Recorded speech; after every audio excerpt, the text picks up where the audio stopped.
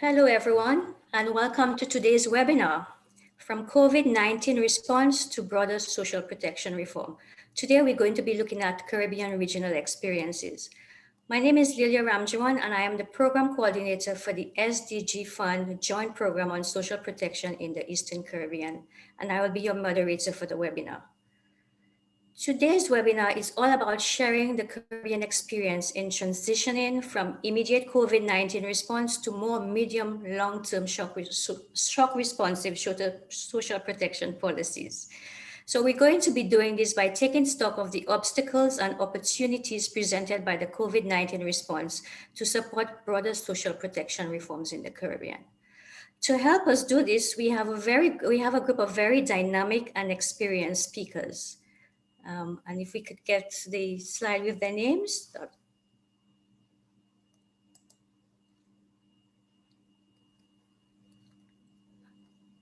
Hi, can we get the next slide, please?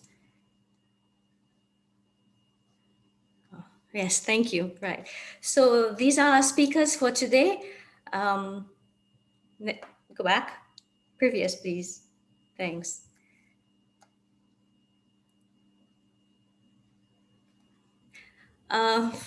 Okay, so we have our speakers, Ms. Grace-Ann Cornwall. She's the head of the Social Development Unit at the OECS Commission. Ms. Velda Octave-Joseph, who is the Permanent Secretary in the Ministry of Equity, Social Justice, Local Government and Empowerment of Saint Lucia. Mr. Andrew Pollard, the Coordinator for the Poverty Alleviation and Reduction Program at the Ministry of People Empowerment and Elder Affairs of Barbados. And we also have with us two discussants to engage with panelists and the audience during the question and answer session. We have Sarah Bailey from the World Food Programme and Christina Dankmeyer from UNICEF. Sarah and Christina both have a great depth of knowledge on shock responsive social protection, and they are integral to the rollout of the joint program. So before we get into our presentation, just to remind you that we will have the opportunity to ask questions to the speakers after the presentations, and you may send in your questions at any time during the presentation using the question and answer box on your panel, and we will address as many of these as we can during the session. So what does responding to COVID-19 today mean for social protection tomorrow? Let's find out. But before we do that, allow me to briefly share with you the overarching goals of the joint program on universal adaptive social protection. If we could get the next slide, please.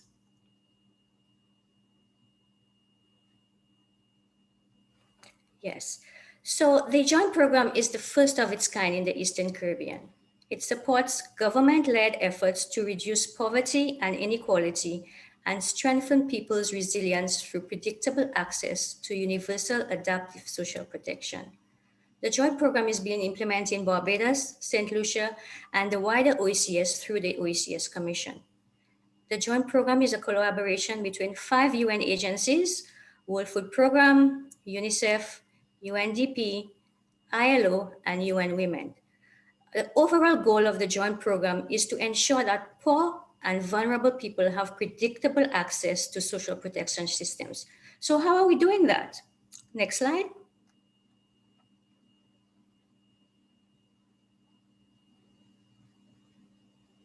Right. So at the national level, the joint program is supporting countries in improving their institutional capacities for a more integrated service delivery by providing evidence-based, gender-responsive policy and legislative reviews and assessments. This is done to inform governments' shock-responsive management policies. Management and operational tools are also being developed to strengthen coordination and optimize delivery and supply chains through gap and vulnerability analysis and shock responsive protocols and procedures during emergencies.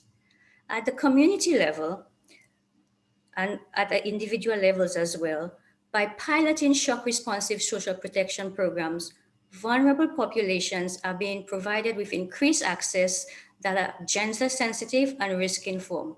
In this way, governments will be better able to assess the needs of the population and use social protection to minimize the impact of shocks on vulnerable persons. Of course, none of this is sustainable in the long run without adequate financing. So through the joint program, innovative financing strategies to ensure fiscal sustainability and expanded coverage will also be proposed. It is the intention that the mechanism utilized in the joint program to help countries strengthen their social protection systems can be rolled out in other Caribbean countries. So by strengthening the capacity at the OECS level, we are hoping to do so. Next slide, please.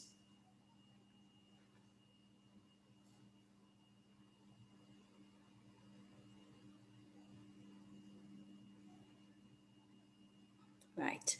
So while the intention was to help countries prepare for future shocks, current events have evidently overtaken us. The COVID-19 pandemic resulted in major social and economic dislocation throughout the Caribbean. Barbados and Saint Lucia, like other regional governments, adopted a range of measures to support the most vulnerable. The challenge for the joint program was to support government's efforts in responding to the pandemic, while at the same time maintaining the overarching objective to strengthen the social protection systems to be more adaptive and shock responsive.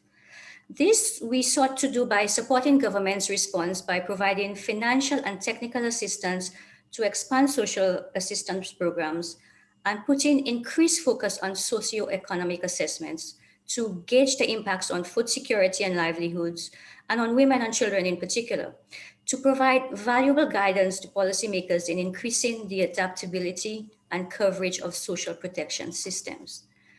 Finally, our COVID-19 response has highlighted the catalytic nature of the joint program. The interventions have resulted in leveraging financial and technical support from other developing partners to support social protection reform in the countries. For example, the joint program support for the expansion of the National Public Assistance Program in St. Lucia paved the way for a permanent expansion to be funded by the World Bank, but more on that a little bit later.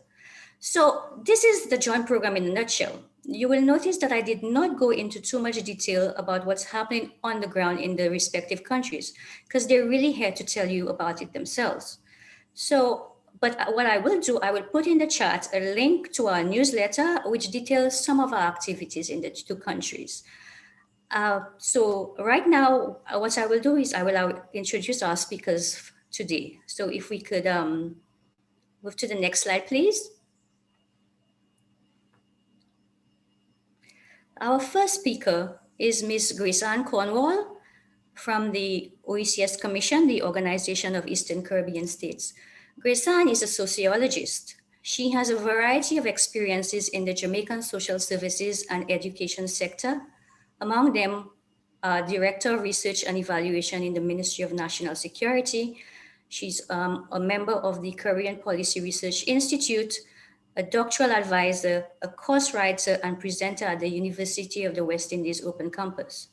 Grace-Ann Cornwall is currently serving in the role of head of the Social Development Unit at the OECS Commission. Next speaker, please.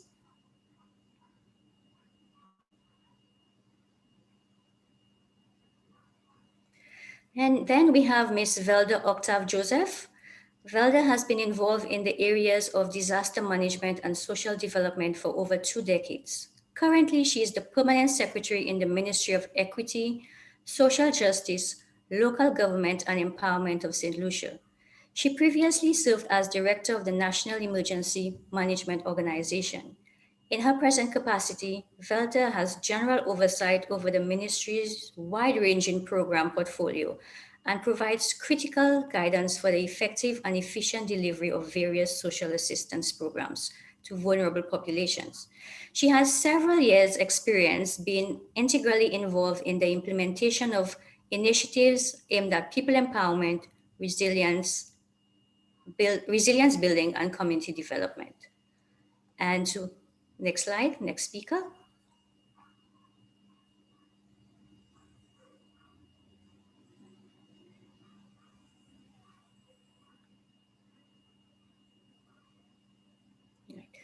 We also have Andrew Pollard. Andrew has had a long career working on social policy issues spanning more than 25 years. He currently works in the Ministry of People Empowerment and Elder Affairs of Barbados as the coordinator for the Poverty Alleviation and Reduction Program. Under this program, Andrew is part of the team to formulate strategies to reduce poverty and focus on advancing an inclusive and participative approach to adaptive social protection for both beneficiaries and practitioners. So these are our speakers for today. As a reminder, my name is Lilia Ramjawan. I am the program coordinator for the Joint Program. My work experience is mostly on regional integration issues and foreign policy, so I am essentially a social protection novice. But fortunately, I am surrounded by experts, so we'll be fine. So let us first welcome our first speaker to provide us with regional perspectives. Grace-Ann, you have our attention.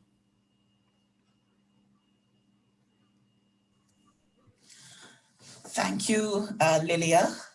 And it's a good experience to be here this morning. First of all, I want to apologize for the tone of my voice. It's a bit hoarse this morning, but I'm trusting that I'll be able to go through the 15 minutes presentation. I'll be presenting from a regional perspective, from COVID response to a broader social policy, social protection reform. The main purpose of my presentation is to give an overview of social protection in the OECS region and to highlight initiatives being undertaken to facilitate reformation in the social protection agenda. I'll start off by sharing the programs in the region, the policy and legislative landscape. This will be followed by highlights on government expenditure for selected countries, as well as insurance and delivery mechanisms. The presentation will close by describing some key initiatives which are shaping the reform process at this time.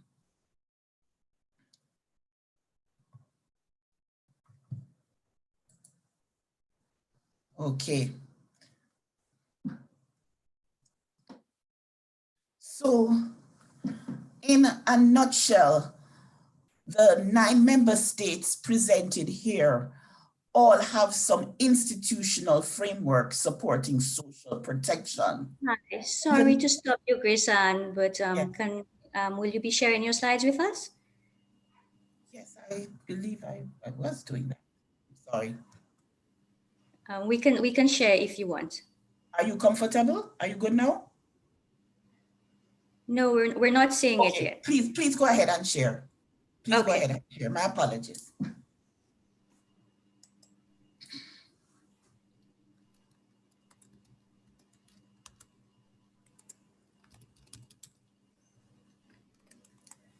So I'm at social protection policies and acts. May I continue? Yes, please. Okay, thank you. So just to give an idea of the landscape as it relates to the institutional framework for the 9 member states represented here, 5 countries do have social protection policies. These are Anguilla, Antigua, Grenada, Saint Lucia, and Saint Vincent and the Grenadines. And there are 2 countries with social protection legislation, Anguilla and Antigua. Antigua recently passed their social protection bill. Just to note though that St. Kitts and Nevis, that they do have an existing social protection policy, which dates back to 2012-2017, and they are currently in a process of review, and this is being facilitated through a UNICEF initiative. St. Kitts' first reading of their social protection bill was being done as early as 2018, and they're currently revising the newly passed bill in Antigua. So further updates will come from St. Kitts later on this year. St. Lucia, on the other hand, their current social protection policy is being revised and updated through the Human Capital Resilience Project, and the Social Protection Bill is also being revised and updated under the Joint SDG Fund Programme. Next slide, please.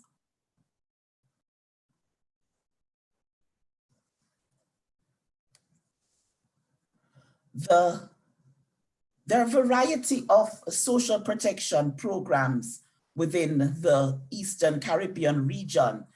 And looking at this slide, there is a clear and strong government leadership in social protection and disaster risk management sectors across our region. Most countries in the region, if not all, we do have institutionalized, we do have ministries and other public agencies with specific responsibilities for managing the coordination of protection, social protection delivery, and oversight. I want us to take note of some critical social protection programs that we continue to maintain the nutritional importance of our households, for example, through our school feeding programs. There are a variety of unconditional cash transfers. There are pensions which come from income and other social insurance such as maternity leave, sick leave, which are provided with formal employment in the formal sector.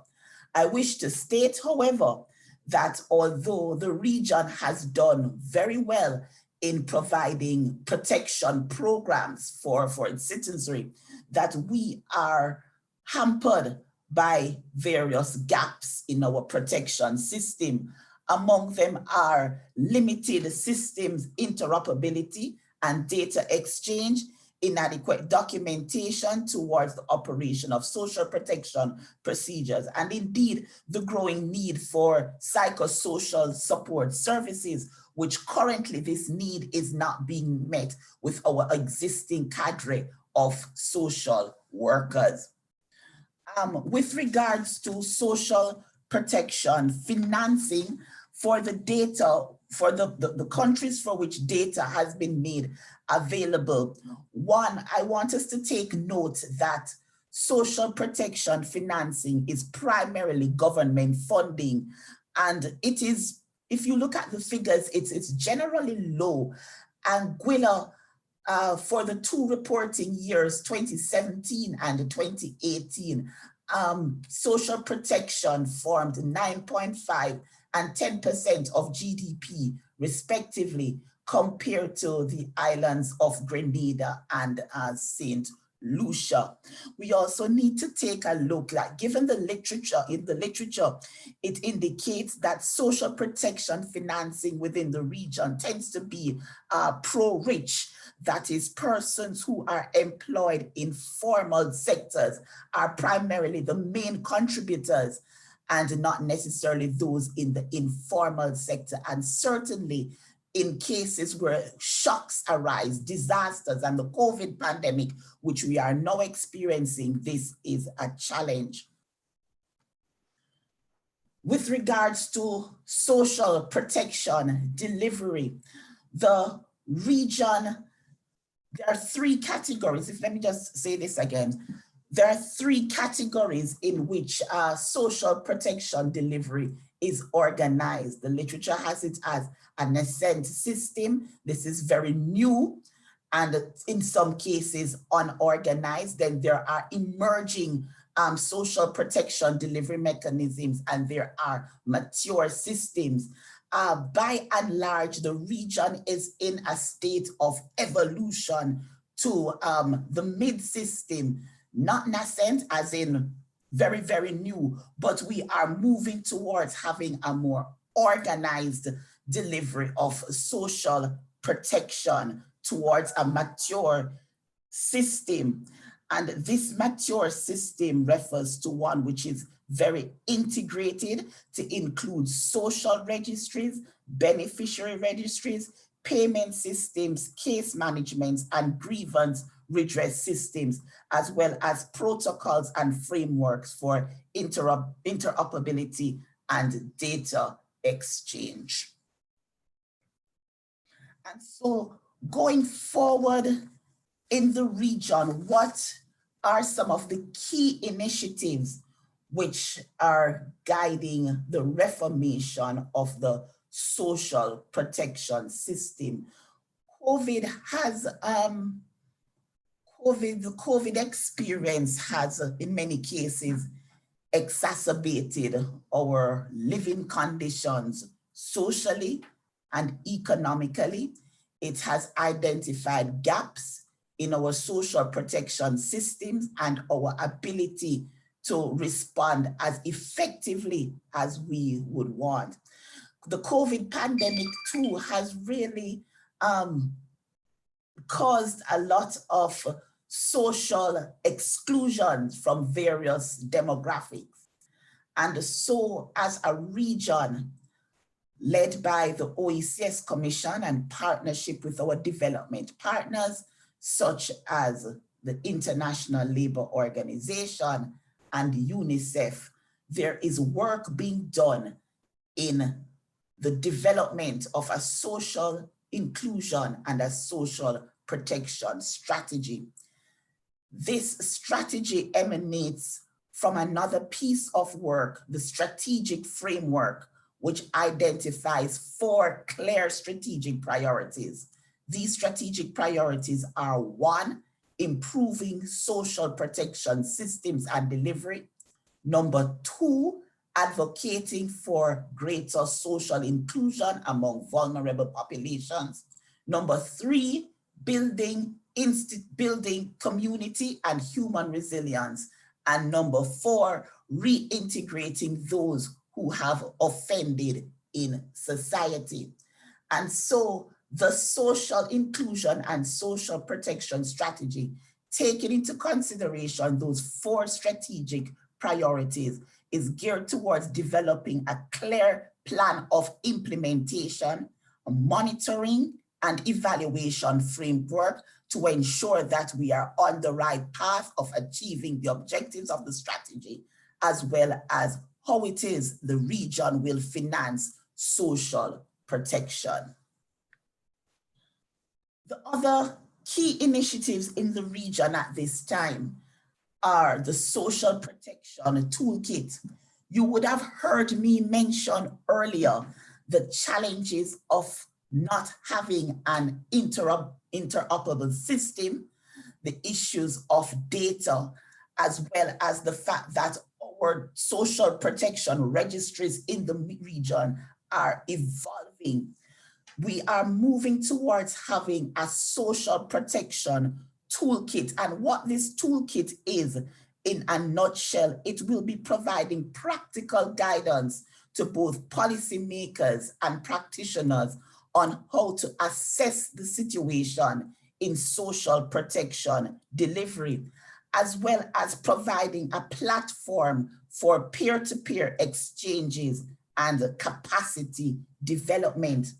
In a meeting, stakeholders meeting held last year, our technical advisory committee meeting, our region gave us several considerations for the social protection toolkit that will help to strengthen the work on the ground.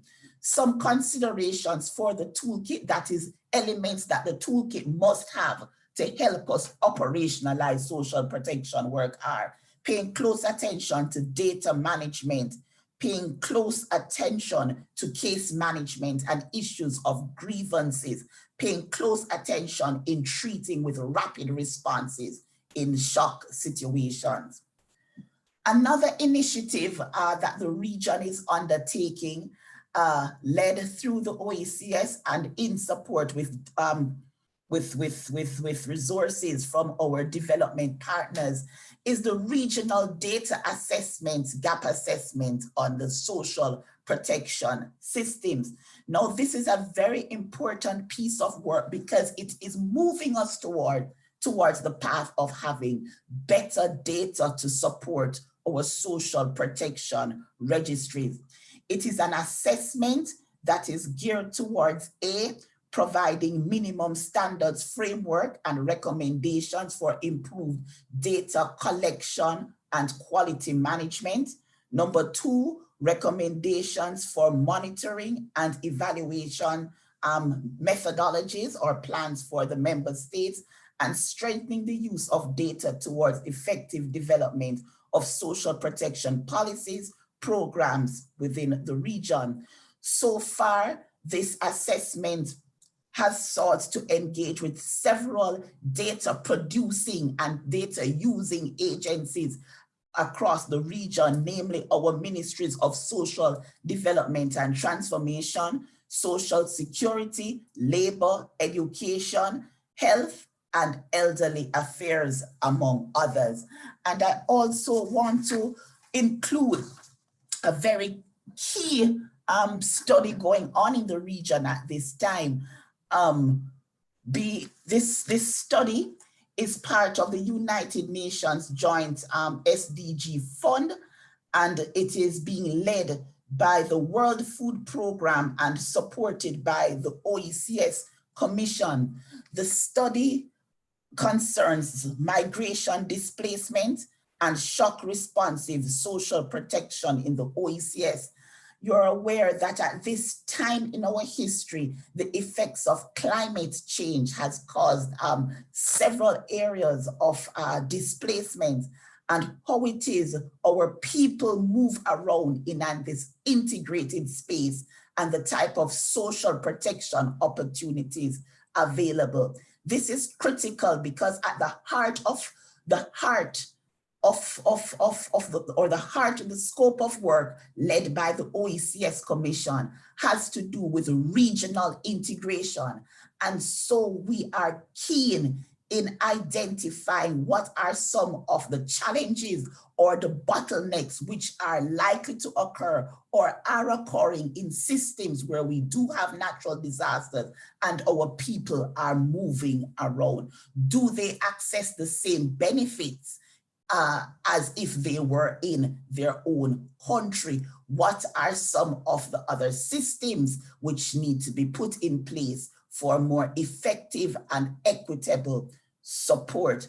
I would also want to say that this study on migration, displacement, and shock responsive social protection in the OECS Commission is key because it's all part of a data collection approach with what's going on in our censuses, a number of censuses to be rolled out in the region this year, next year, will have key questions that focus on migration during periods of natural events. And so this type of data will afford us the opportunity to make better decisions to serve our displaced community in the realm of social protection and other matters of inclusion. I thank you for this opportunity, and I'm closing the presentation. Thank you. Thank you, Grace-Ann, for getting us started and sharing the regional perspective on the social protection outlook for the OECS region.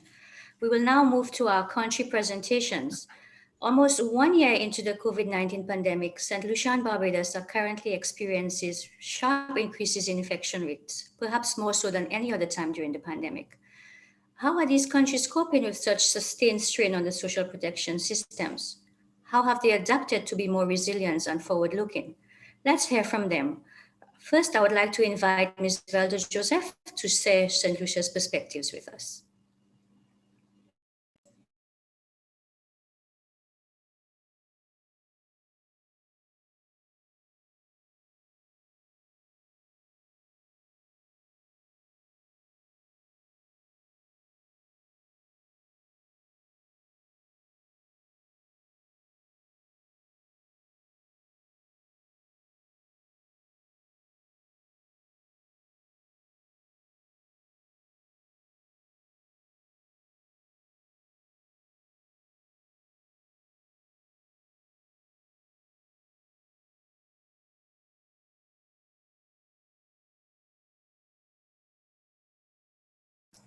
Velda, could you check your mic, please? We're not hearing you. Sorry, I'm sorry.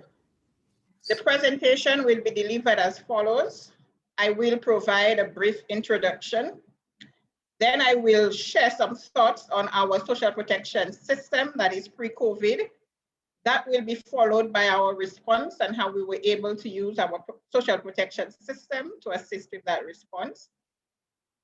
We, as I said earlier, we are looking forward, and so we are looking beyond the response to recovery.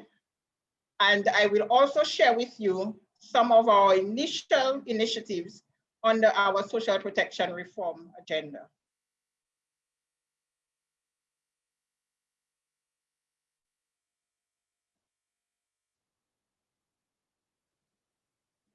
Right, so by way of introduction, I think this is just a slide for completeness of the presentation, really. We do know that Saint Lucia is a small island developing state in the Eastern Caribbean. What I want you to observe is that based on our population of 180,000 persons approximately, we have 25% considered to be monetary poor, and that is based on the Survey of Living Conditions, which is our most recent data set on poverty that was done in 2016. We have very limited diversity as it relates to our economic sectors. We are highly dependent on tourism and its interlinked sectors, and that is very similar to other islands in the Eastern Caribbean. Like the other islands of the OECS as well, we are highly vulnerable to the impacts of hazards. And although our coverage is low as it relates to many of our social assistance programs, we have often used them and leveraged the limited resources that we have there to buffer in the short term the impacts of those hazards that have affected Saint Lucia. So what does our social protection system look like? What did it look like pre-COVID? I will just give you some very basic and general characteristics. We do have several social assistance programs, and that is across various governmental and non-governmental agencies in terms of delivery. That is a good thing, but as I continue the presentation, you will see some of the challenges that come with that type of arrangement. We have the existence of a policy and legislative framework, and Grayson would have touched on that. There is a national social protection policy that was approved by Cabinet in 2014. And as you heard, that document will be reviewed and updated as we move forward with our reform process. We have a Public Assistance Act. That is an outdated piece of legislation. It was enacted in 1967.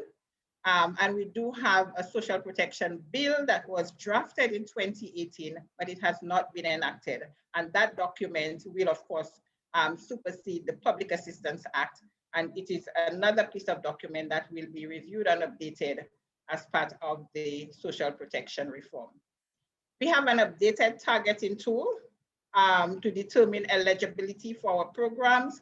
That tool was approved by Cabinet in August of last year. And that tool will be the instrument used for determining who is eligible for all government provided social assistance programs. And the other good thing for Saint Lucia is that we do have ongoing social protection reform program, very huge social protection reform program. Right. So what are some of the challenges and the gaps as it relates to the characteristics of our current program? As I mentioned, our social protection policy and legislative framework is somewhat outdated, and we are working on that. The current policy does not speak to some of the emerging issues, some of the important issues. It does not include an explicit shock responsive approach. There is not sufficient consideration to issues of gender and other cross-cutting issues of resilience and adaptation. So we feel that it is necessary to review and to update to ensure that it is comprehensive, it is inclusive, and that it is also shock responsive. The system is also fragmented, and I did speak earlier to a system that is administered across a number of government and non-government agencies. That leads to some fragmentation and, of course, limited coordination, which, of course, would impact the efficiency and the effectiveness of the delivery of some of these programs. Based on an assessment that was done a few years ago, it was also documented that the system lacks clear and updated procedures for critical functions, and we need to look at that. We do not have a social information system, and that, of course, lends itself to errors in terms of tasks being performed, but also it limits the opportunities for us to manage data and for us to analyze data to provide valuable information to inform policymaking in a timely manner. So while we're able to still analyze and review and provide some very basic guidance for policymaking, the timeliness of it is of concern to us as well. There's low coverage of the public assistance program, and the public assistance program is really our largest cash transfer program. In fact, in 2018, there was a study done by the World Bank, and I will just quote what it says. It says, compared to 18 selected countries from Latin America and the Caribbean, St. Lucia's spending on social transfers was second to lowest at 0.48% of GDP, only above Guatemala. And it also said that it is low even when compared to Caribbean countries. While there are multiple social assistance programs and benefits, programs are small, and even the flagship cash transfer program has limited coverage. With respect to coverage as well, it noted that while our poverty headcount ratio was 25%, the public assistance program covered only 1.9% of the population, and that was low by Caribbean standards. Lower than St. Vincent and the Grenadines, lower than Grenada, lower than Barbados. So that is an issue for us as well. The other challenge that we see is that there's limited flexibility for rapid upscaling or for rapid expansion of our public assistance programs or our social programs to meet the needs of the new poor and vulnerable. And that was made very clear during COVID. A number of persons who had lost their jobs were coming to the ministry and other ministries for assistance. But how do you process them very quickly, process the applications to meet those needs very quickly and provide the requisite resources to these individuals? The system is not flexible enough to allow that to happen in a very timely manner.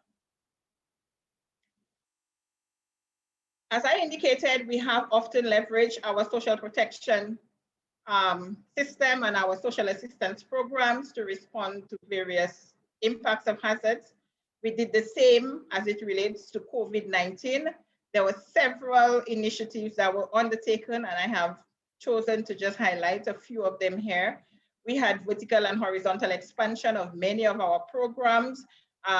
Key among them, we are increasing the public assistance program by 1,000 households. So we are moving from 2,600 households to 3,600 households. A number of our other programs, we saw vertical expansion, the Child Disability Grant Program, the program for persons living with HIV, as well as our foster care program. So all of these programs received some support, compliments a number of our donors, including UNICEF, WFP, and others. We also focused on the elderly, so there was development of protocols for our elderly homes, and of course, delivery of packages to elder persons, and the home caregivers program continued. We had a number of feeding programs, delivery of hot meals, as well as food packages. And there was also the income support program that benefited almost 5,000 persons at a cost of just over $7.2 million. The income support program that was delivered through the ministry in collaboration with other government ministries targeted persons who were not eligible for assistance under the National Insurance Corporation's program. Right, so we've spoken about our response. And as I indicated, we recognize that it's not just about response, but we need to think beyond the immediate. The government of Saint Lucia has been proactive in that regard and has actually developed a national recovery and resilience plan, which focuses on social protection as one of the response pillars. What are some of the considerations that we have put forward in that regard? We want to ensure that we align social protection initiatives to active labor market and entrepreneurship training programs to protect and to ensure that we build human capital. We really do not anticipate going forward that persons would receive social assistance for the rest of their lives. And so we are considering, how do we build human capital? How do we ensure that our population is resilient? How do we ensure that persons are empowered and can function independently so that they graduate of social assistance programs? We have an entity referred to as the Bell Fund. The Bell Fund is a micro-lending institution, and we want to strengthen that institution to leverage its resources to better support entrepreneurship by providing microfinance loans to households impacted and dislocated by shocks. Currently, that entity focuses on the poor and vulnerable. We are looking at other support packages to allow for persons who have been thrown into the category of the new poor to be able to access the services of that institution. We want to establish public works programs to stimulate economic activity at the community level to support households. So that is something that post-shock, it is something that we need to explore and we need to build into our resilience strategy going forward. I know in some cases we have what is referred to as cash for work. It has been done in the British Virgin Islands. I think it was also done in Dominica. We need to see how we can incorporate this in our response and recovery strategies post-hazards or post-shocks. Importantly for us, we are looking at the option of unemployment insurance, and we are discussing with the National Insurance Corporation to look at options for unemployment insurance, which of course will be a huge help to government and government resources in terms of providing support for income for persons who have lost their income. We look at options for food security. That is also very vital. As I indicated earlier, we provided tremendous support for persons in terms of food, hot meals, as well as food packages. But how can we build the resilience of individuals so that persons can immediately try to support themselves through very small, gardening initiatives that can support their food needs within the household. We often don't focus on psychosocial support post-hazards and post-shocks, but it is one of the areas that is very critical, and we want to pay considerable emphasis on the provision of psychosocial support to persons in need. We did several things during the COVID response. It's still ongoing. We were able to activate the psychosocial response team from the national level. And we were also able to establish a very quick link with the Division of Human Services to provide an avenue for children to express themselves and to highlight their issues. And we want to ensure that we focus on a system that is comprehensive, a system that would facilitate resilience, and a system that would allow us greater responsiveness as it relates to shocks. What are some of the opportunities that we have? We have an opportunity to reform across the system, looking at all aspects of the system, governance arrangements, coordination mechanisms, administrative structures, the capacities that we have available, the delivery systems, and to also look at the fiscal space that we have for response.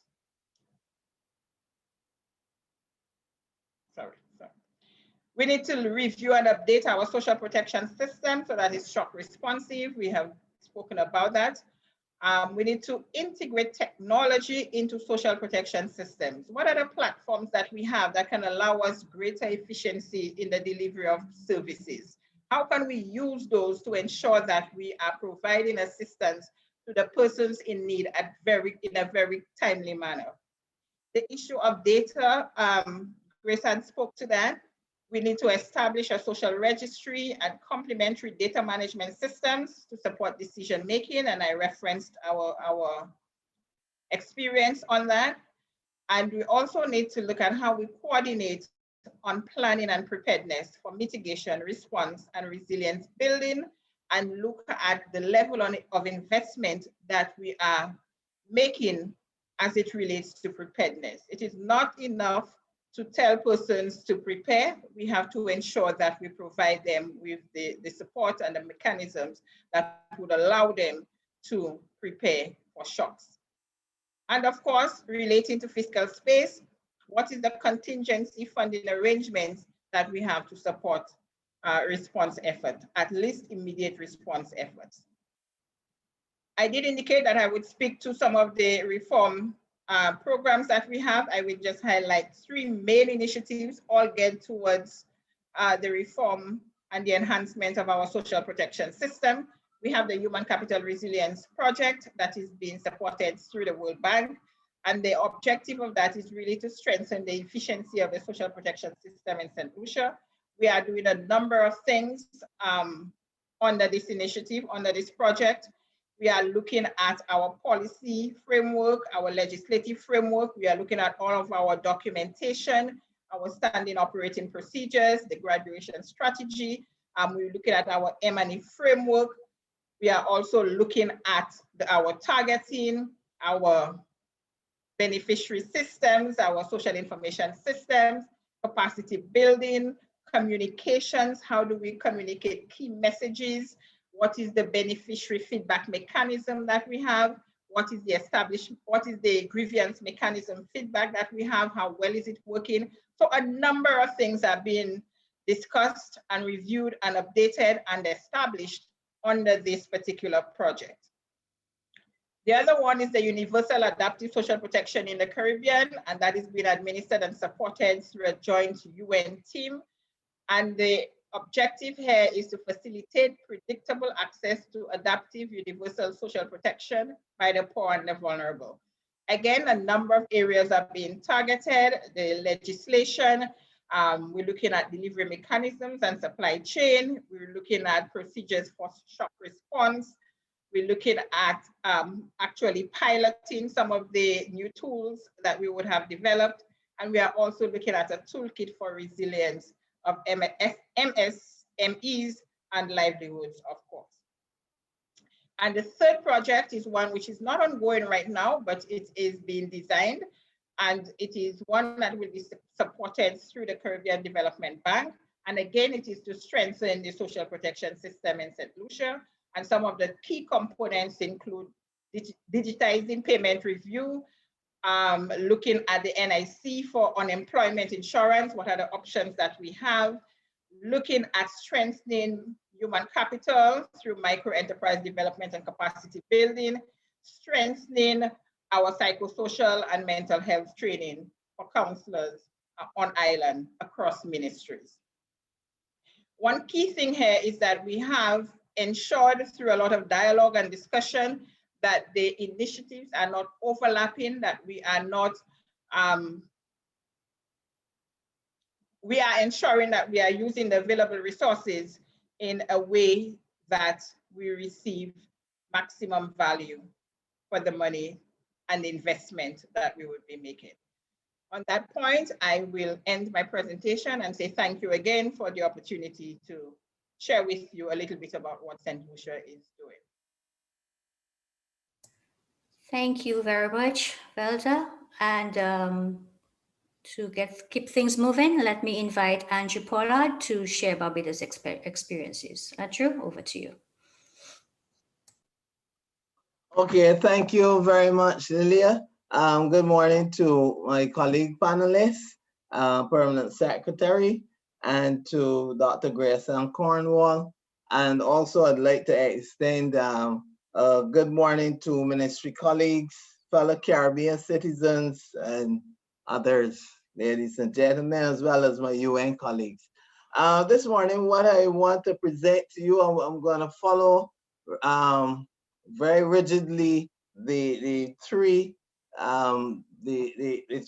aims of the presentation, and so I'm going to along that line, I'm going to be sticking close to what we were asked to do. Just let me share my screen.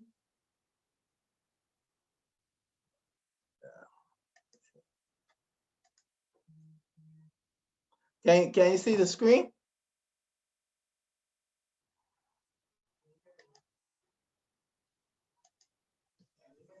Not yet. Okay, just a minute.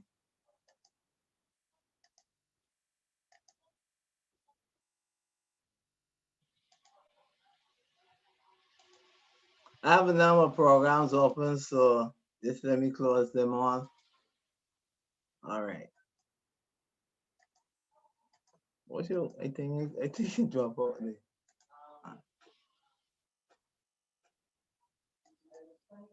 Okay.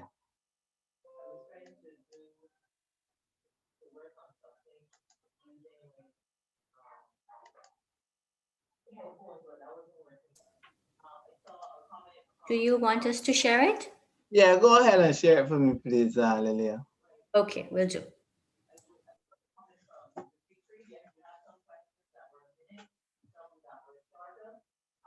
All right, so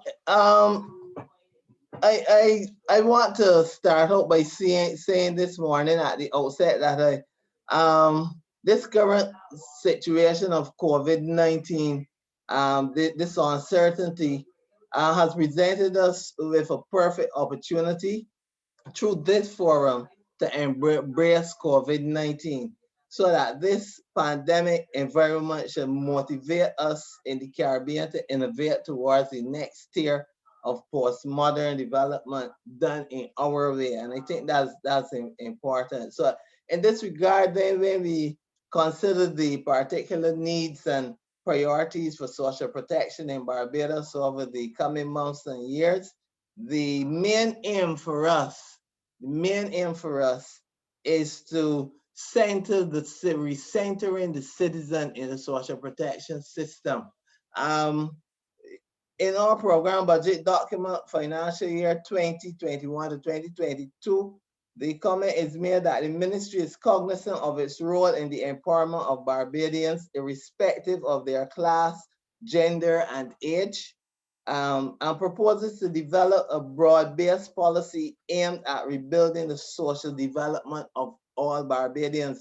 And my good friend Ariel is want to say that the social protection is for everyone, and that is what we are talking about when we are talking about recentering the citizen in the social protection system. So it isn't only about looking at it isn't only looking at a client approach, but really and truly we see everyone as being involved in social protection, those who deliver it as well as those who receive it. And to be honest, sometimes those roles can be changed, and I think we need to be cognizant of that. The philosophy, though, that informs this perspective could be summed up in the difference between providing shelter for people versus providing people with shelter. And so as we look at the opportunities and needs that arise in social protection in Barbados going forward, go back again, Lilia, please. First, yeah, that's right. Right. Adopted social protection system, we recognize that this is very important. And I think my colleague from the OECS would have talked about the establishing that there is a lack of a comprehensive social protection system. And so I think pretty much it goes throughout the Caribbean. But with the UN SDG Fund Joint Programme, and particularly now we're introducing the code, I think we have a very good opportunity to come up with a comprehensive social protection system which is adaptive and which is short responsive. Participative governance, we'll get to that later, but that is really, we're looking to establish what we call people's assemblies, and you'll see that further down in the slide, where we hope to get persons at all levels involved in governance. Building social capital, again, that is an opportunity and a need. We have some challenges with crime, as I suspect, across the Caribbean.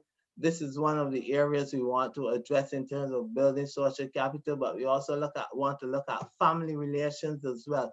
This is critical for us because we are hoping to get back to that place of community, which really was the buttress for Caribbean countries in the past.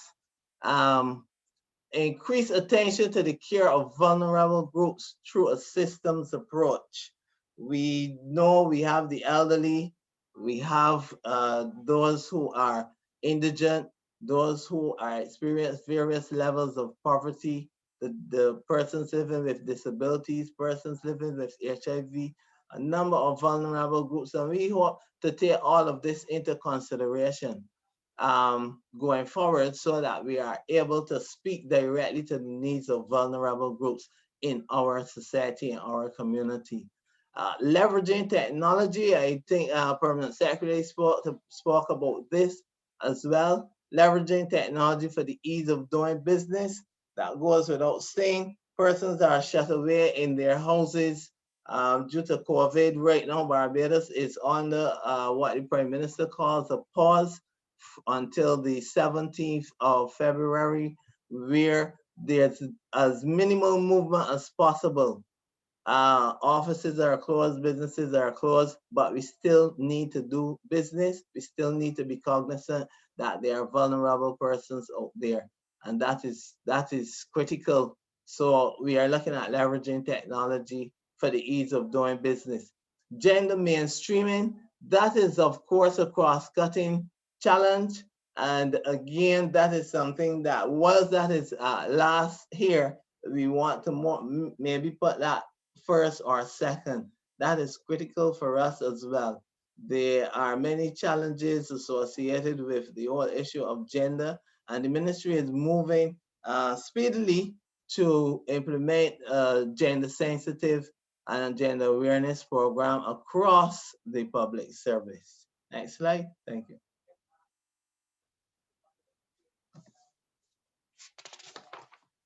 So some of the obstacles and opportunities in the transition: externally, employment, education, or employment, and you can put stroke lack of employment.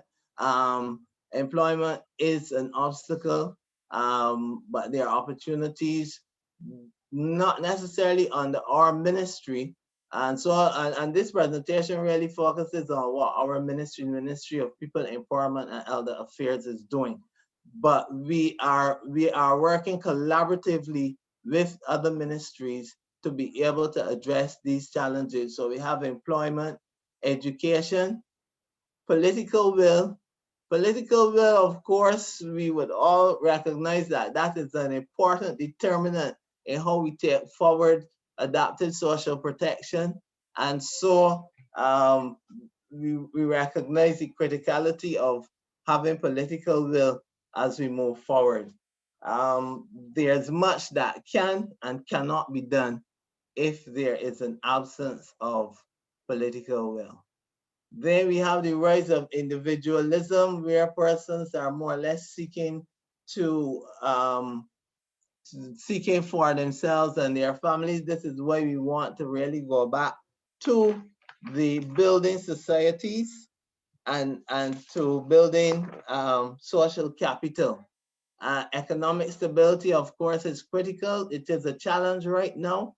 And of course, crime and violence seems to be always with us, but we do feel that we might be able to address this wicked problem in terms of building social capital. Next slide.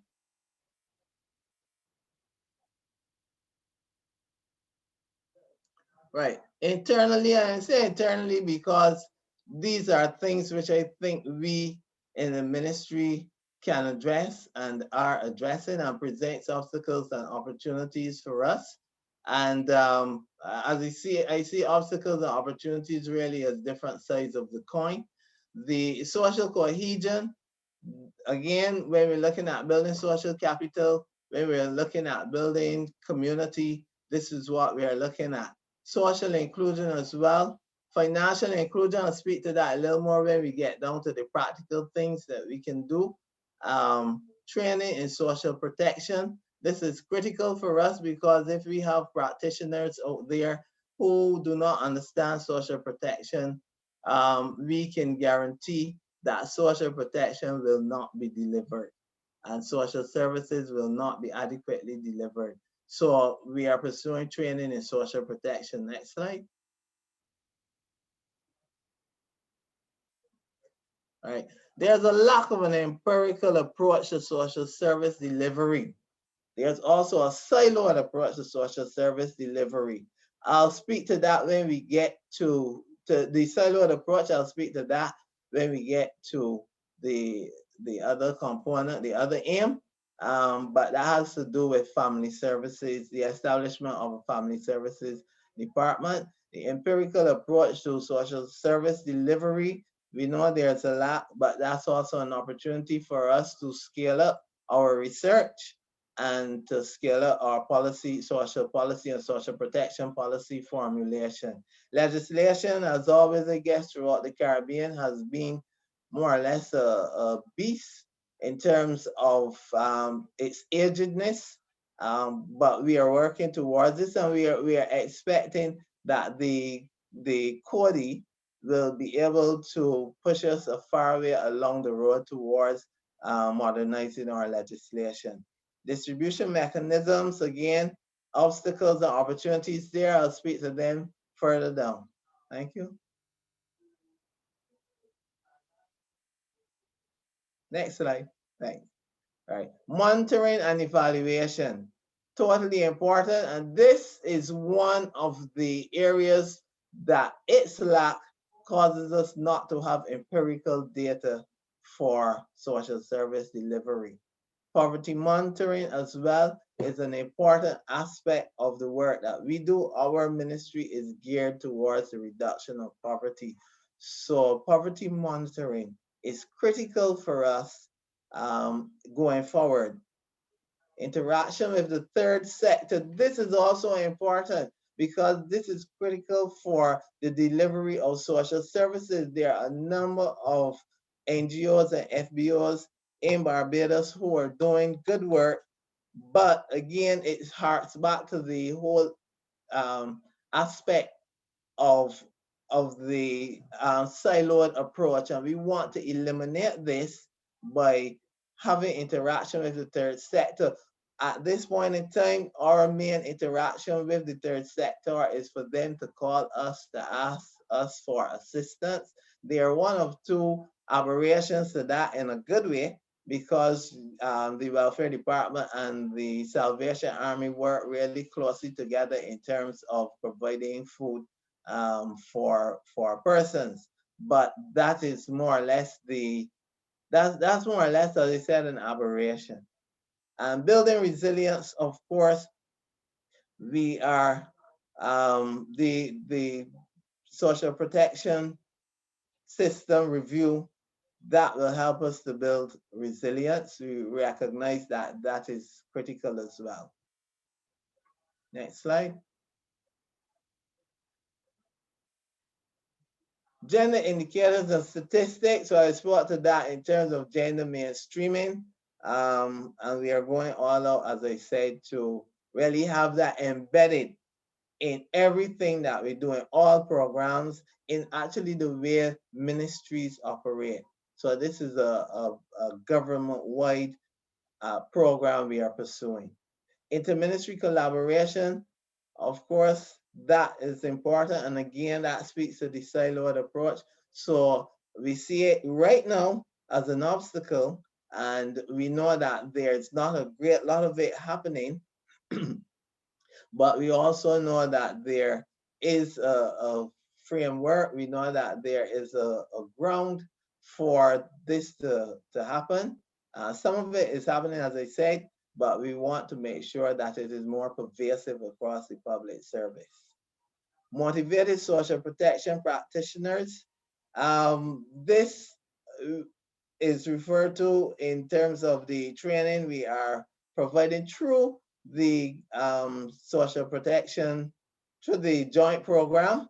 And we have about 25 persons enrolled in the social protection training, which is being offered by the ILO training campus, e-campus. That I should report is going quite well. Next.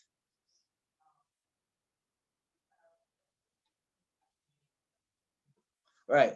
So now we get to look at practical approaches to support the transition and to strengthen the social protection systems in the long run. In terms of cohesion, in terms of building social capital, we have the National Positive Parenting Program. That is a program which we have training for trainers. So the first phase of that program is to train trainers who will do the parenting training. And we have already done the first cohort. We are getting ready to do the second cohort. But also those persons who are trained as trainers, what we are also planning is for them to go into the community and to train parents in parenting programs. So we hope to roll out this initiative across Barbados and affect many communities in Barbados. Under that is the Strengthening Human and Social Development Program. This is a promotive poverty reduction program, which it's a project really. It is 2 years. It is 2 years, but what is happening there is we've taken on 250 households, and this at current time amounts to about 1,500 persons in those households. This is based on 4 pillars, and those 4 pillars are person identification, health, housing, health, and the other 2 slip me. But this program is really a program to help people mainly to think their way out of poverty. So it is predicated on a psychosocial approach where persons, where the household facilitators visit the households or are expected to visit. We now have to change that methodology. And this is one of the things that COVID has brought to us. And that's why I said it is no time.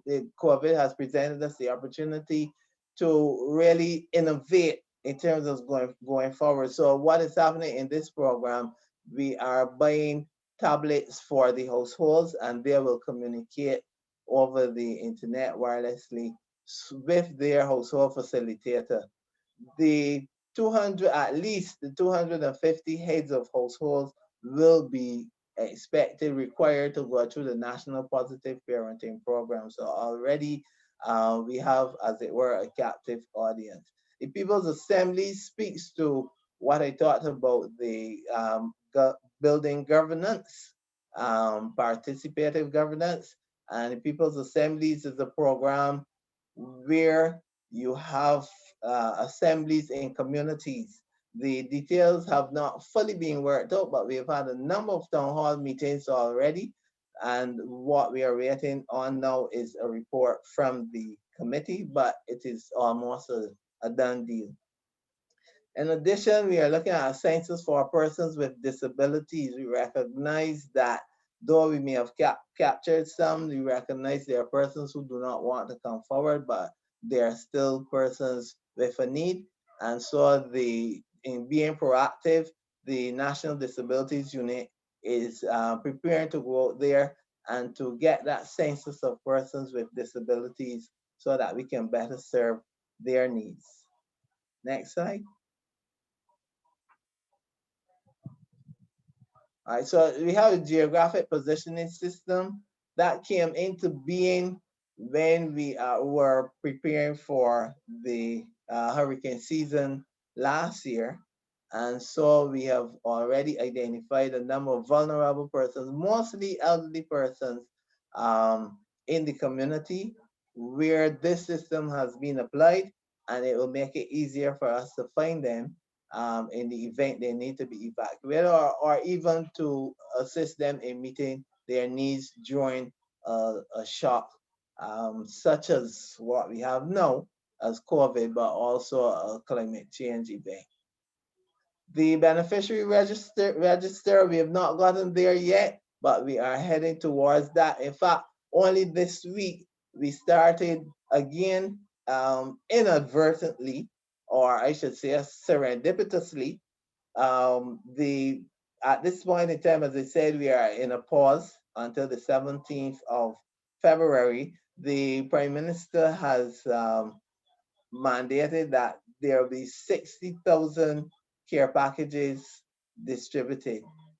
The and so we are expected to submit our list. Each agency and department is supposed to submit their list of vulnerable persons. This is a step, a small step maybe, but an important step towards our beneficiary register, because then at the hereafter we will put all of the lists together, where we will be able to form a master list of our beneficiaries. This then is where the technology comes in, and I'll get to that later. Family Services Department, we are hoping, we are already in discussions. We have met a number of times, and so we're looking at having a Family Services Department as opposed to having agencies which operate, as I said, as silos. We are looking at a family services department, or rationalization of our delivery of social services. And we are, I would say, about 30, I'd say 40% along the way to achieving this. Scaled up research program, we do recognize we need to do more research. And I have now been involved in the research arm of the ministry, so that adds another resource to the ministry, and I can say that we have already put in the estimates the requests for devices, electronic devices, so that we can do field research and have ready to use information coming straight from the field. So this is critical for us. It helps to inform our policy. It helps to inform our strategies, our programs, and our projects. And that's important. It also helps to inform how we do things on a daily basis. Next slide. Specialized social protection training, I spoke about that, where we have our social workers going through the social protection training from the ILO campus. Increases in monetary grants. At the outset of COVID last year, the Prime Minister gave to the Welfare Department an additional 40% into their budget. We are hoping that that can be increased, but this is another practical approach where we expect, and where we did see a demand actually for more assistance from the Welfare Department, which is our main social service delivery agency. Rental payments we expect will increase as well, due to the fact that there are more instances of evictions and threatenings of evictions. That's important for us. Online applications, we've already rolled out an online application for the Welfare Department. We recognize that, again, instigated by COVID, we recognize that persons were not able to access the Welfare Department as they would have wanted to. Some persons who were accustomed to going and so on, that was now removed from the equation. So an online application was developed for the Welfare Department. The plan is, though, to have online applications for all the other agencies. Of course, once we move into a family services department, we will have one online application. Also, even at this early stage, there is another plan, basically at this point in time where we are, to have that online application that is being used by the welfare department to reconfigure that so that persons apply once. And this I would say is the beginning of where we come to the rationalization of our social services, out of which comes the family services department. So I think in very short order, we'll be moving towards a generic application form, online application form. And as I said, innovating into this postmodern tier of development for our countries. Along with that innovation is the next one, LPO sent directly to the supplier. The welfare department has moved towards sending the LPOs directly to the suppliers for food vouchers for the clients. So that removes any challenges clients may have in terms of cashing checks and that sort of thing. And as I said, again, that's another innovation. We are in the embryonic stages of working out, but I am sure we will be moving towards a broader based approach to this particular methodology and modality. Next slide. Okay, the National Assistance Board, which is the department responsible for the elderly in Barbados, will soon be rolling out a companion community care initiative. This, as we looked across the landscape of Barbados, we noticed that there were a number of elderly persons who were alone and lonely. And so the idea of a companion community care initiative was birthed, and the welfare department is rolling out that initiative.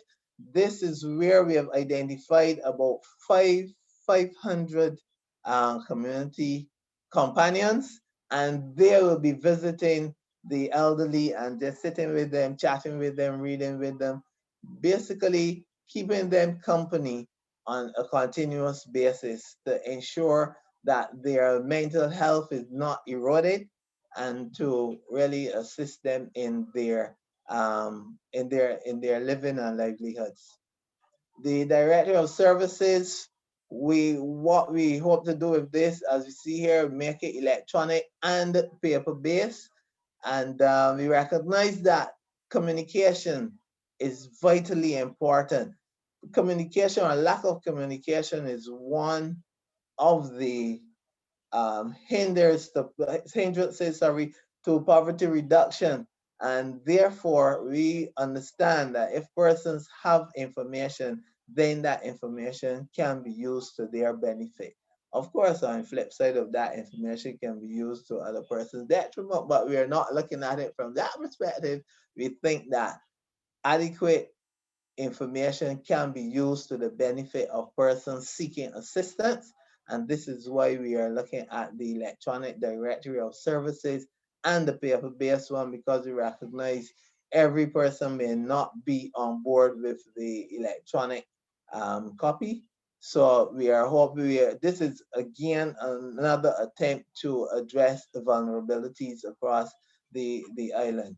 The electronic access to cash transfers, we hope to be rolling that out. What we have done in the past with a previous program, the IC Bridge program, we had what we call the Household Supplementary Fund, and monies were placed in accounts for clients, for beneficiaries, which they could access at the ATM. We hope to widen the scope on this particular delivery modality, so that persons have more freedom, more flexibility in how they manage their money and how they access their money.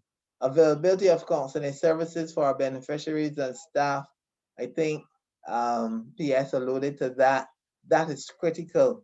In these times we are living in, we recognize that the mental health challenges are increasing, they are more pervasive, and so we acknowledge that counseling services for beneficiaries and staff is as vital as providing food vouchers.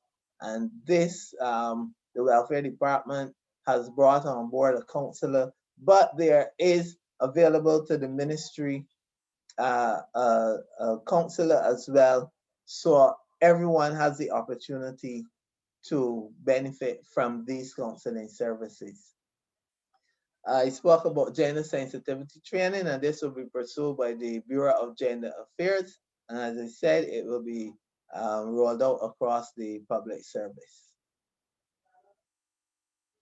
Next.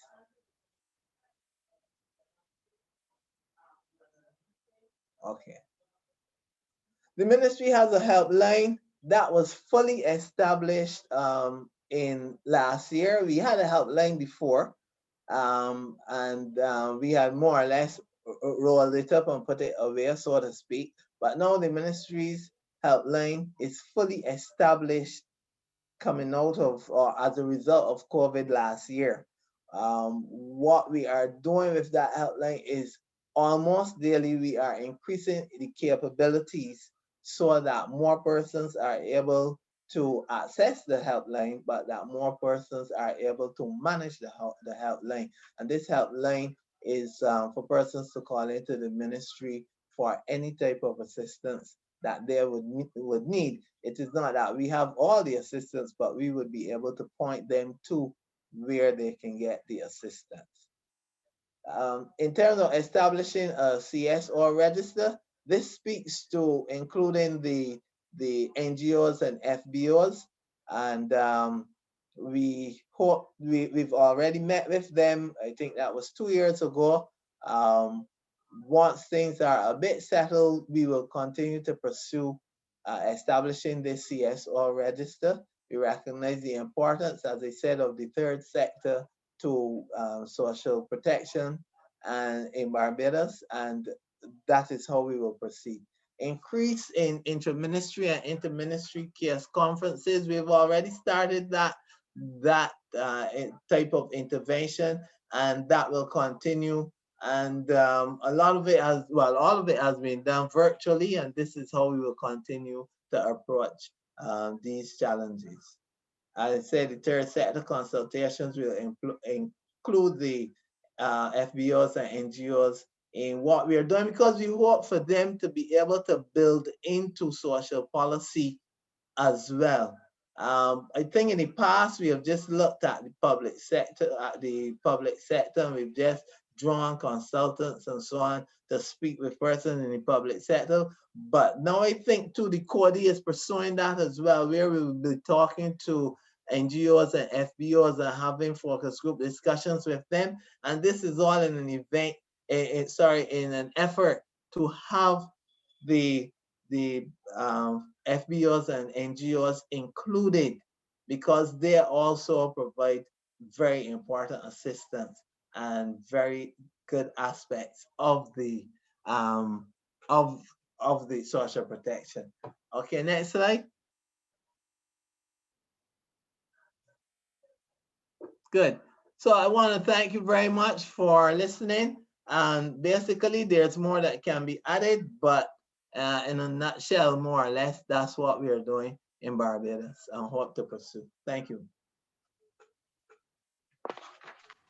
Okay, thank you very much, Andrew, and thank you to all our speakers for really such interesting and informative presentations. So we would like to hear from you, the audience, and I realized that there has been a discussion going on in the chat and in the question and answer box. But perhaps before we wrap up, we could take a couple more questions and let our panelists and engage. And also, we also have, don't forget, we have Sarah and Christina there with us, who will provide us with some discussion and feedback as well. Yes. So let's look at there's a question here for Ms. Velda Joseph. Yes. I see it's already been answered. Okay. So why don't I ask, sorry?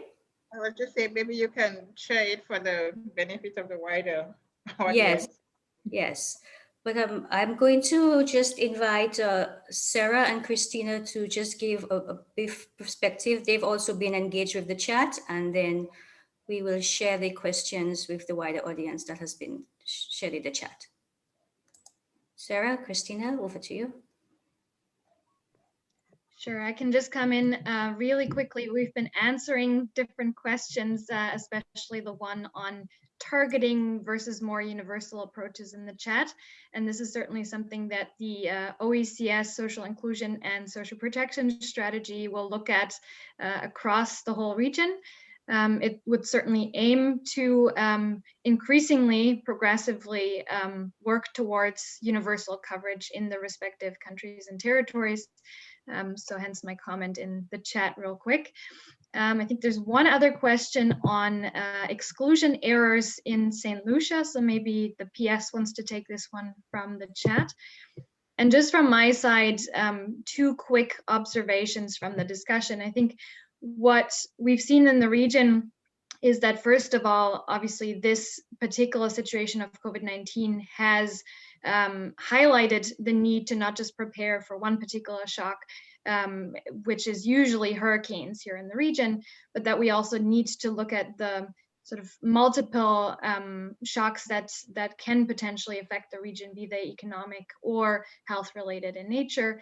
And the second sort of takeaway would be that we increasingly also see that governments are realizing the importance of social protection even more here in the region, with percentages of GDP expenditure having been very low in the past, but now slowly but surely increasing. And I think we kind of need to switch gear now from the temporary relief that we've seen in most of the countries, I think in all countries actually across the Eastern Caribbean, to a more, well, first of all, sustainable financing, I think will be the biggest issue moving forward, but also institutionalizing some of these successful responses and further linking fragments of the overall system. And so I'll leave it at that, but I would just hand over to PS Joseph for a quick comment on the exclusion error question in Saint Lucia. Right, thank you, Christina.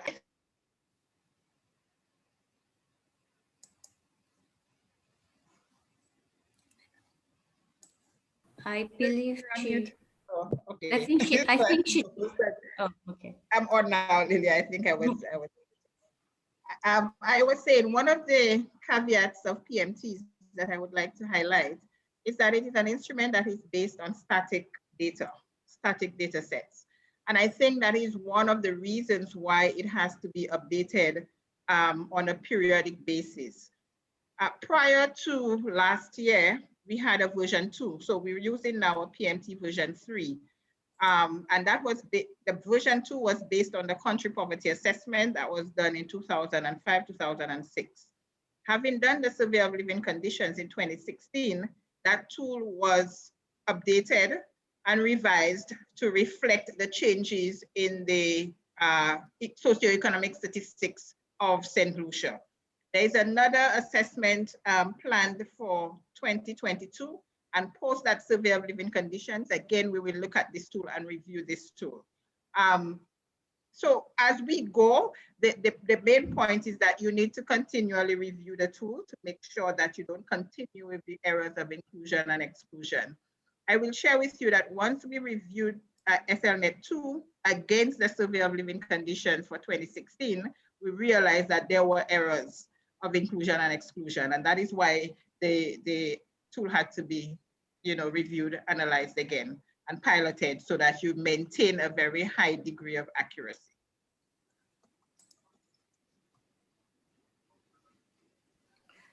Okay, thank you, PS Joseph. Sarah, would you like to come in at this point?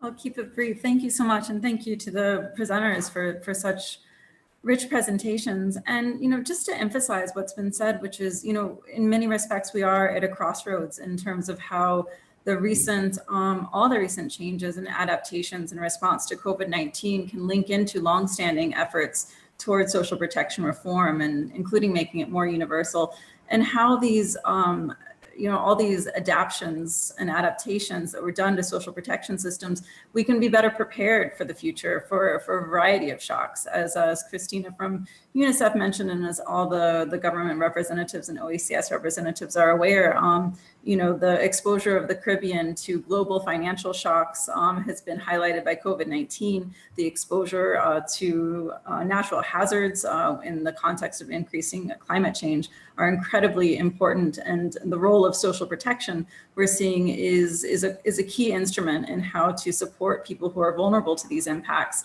to weather these shocks. And so I think as we move forward, the presentations show a lot of these exciting opportunities to link all the efforts in response to COVID-19 through social protection to these longer term efforts to make social protection more universal and better prepared to address the shocks that people face. Great, thanks. Anju would like to come in and address the issue of poverty targeting. Anju, please go ahead. Yeah, hi, Lilia. We in identifying in the first cohort and in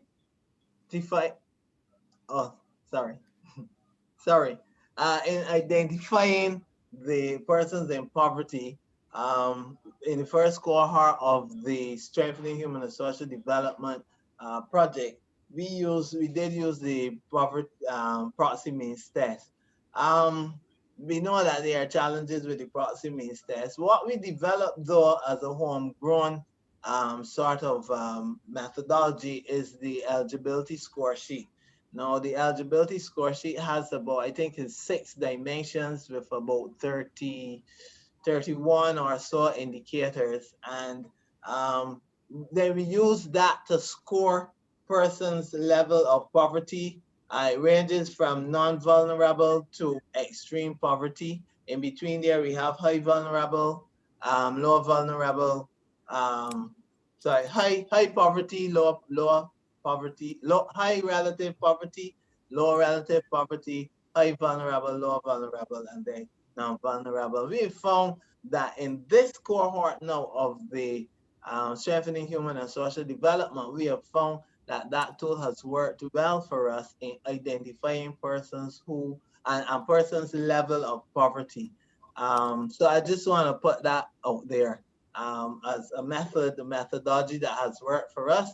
What has happened too is that out of that eligibility score sheet, we have developed a rapid assessment tool, which we implemented during COVID, and that has worked for us. But the challenge with that is that it has the rapid assessment tool we could not verify. So that was done over the telephone, but it has that characteristic of verifiability within it.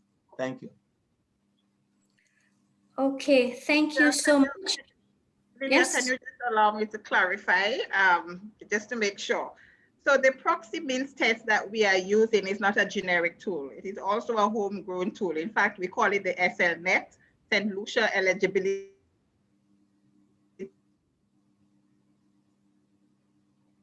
Test.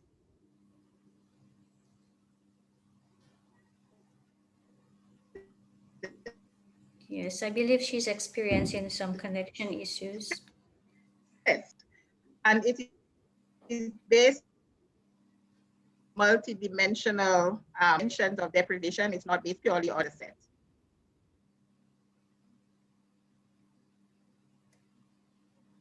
Right, Lilia, you got that, right? It wasn't quite clear. Your connection was a bit slow. Do you want to try again?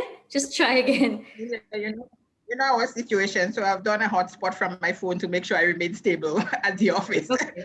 The call was coming in. I was saying that the proxy means test that we use, it's not a generic tool. It is also a homegrown tool. We call it the Saint Lucia National Eligibility Test, and it was developed using the multidimensional poverty framework. So it looks at the deprivations in various dimensions and not just hinged against monetary poverty, but also we have looked at it against the survey of living conditions data set as a baseline. Thanks for that clarification. Thank you. Okay, thank you everyone for attending today's webinar on broader social protection reform from the COVID-19 response. A big thank you to socialprotection.org for facilitating us. Before we sign off, please take a moment to complete the feedback survey that will pop up on your browser at the end of the webinar. And on behalf of the entire Joint Program team and your presenters, thank you for joining us today, and do have a great rest of your day.